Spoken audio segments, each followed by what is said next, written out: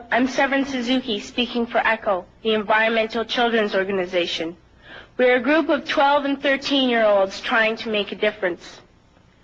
Vanessa Suddy, Morgan Geisler, Michelle Quigg, and me. We've raised all the money to come here ourselves, to come 5,000 miles to tell you adults you must change your ways. Coming up here today, I have no hidden agenda. I am fighting for my future. Losing my future is not like losing an election or a few points on the stock market. I am here to speak for all generations to come. I am here to speak on behalf of the starving children around the world whose cries go unheard. I am here to speak for the countless animals dying across this planet because they have nowhere left to go. I am afraid to go out in the sun now because of the holes in our ozone. I am afraid to breathe the air because I don't know what chemicals are in it. I used to go fishing in Vancouver, my home, with my dad, until just a few years ago we found the fish full of cancers. And now we hear of animals and plants going extinct every day, vanishing forever. In my life, I have dreamt of seeing the great herds of wild animals, jungles and rainforests full of birds and butterflies. But now I wonder if they will even exist for my children to see.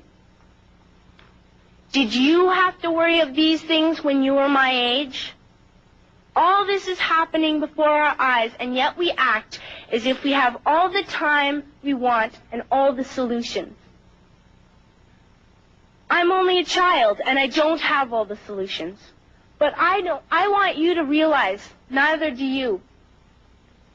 You don't know how to fix the holes in our ozone layer. You don't know how to bring the salmon back up a dead stream. You don't know how to bring back an animal now extinct. And you can't bring back the forest that once grew where there is now a desert. If you don't know how to fix it, please stop breaking it. Here, you may be delegates of your government, business people, organizers, reporters, or politicians, but really, your mothers and fathers, sisters and brothers, aunts and uncles, and all of you are someone's child. I'm only a child, yet I know we are all part of a family, 5 billion strong. In fact, 30 million species strong. And borders and governments will never change that. I'm only a child, yet I know we are all in this together and should act as one single world towards one single goal. In my anger, I am not blind, and in my fear, I am not afraid of telling the world how I feel. In my country, we make so much waste. We buy and throw away, buy and throw away, buy and throw away, and yet northern countries will not share with the needy. Even when we have more than enough, we are afraid to share. We are afraid to let go of some of our wealth. In Canada, we live the privileged life, with plenty of food, water, and shelter. We have watches, bicycles, computers, and television sets. The list could go on for 2 days. 2 days ago, here in Brazil, we were shocked when we spent time with some children living on the streets. This is what one child told us. I wish I was rich. And if I were, I would give all the street children food, clothes, medicines, shelter, and love and affection. If a child on the streets who has nothing is willing to share, why are we who have everything still so greedy?